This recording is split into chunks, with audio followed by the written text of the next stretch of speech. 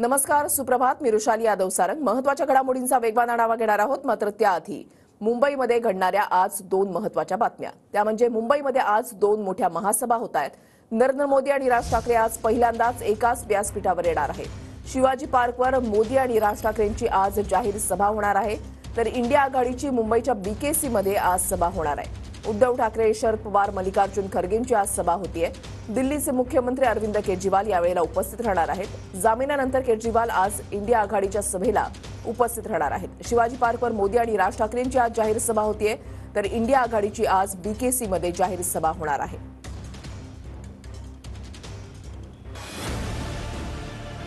तर महायुतीच्या सभेत पंतप्रधान नरेंद्र मोदी, मुख्यमंत्री एकनाथ शिंदे आणि देवेंद्र फडणवीसांची भाषणं होणार आहेत.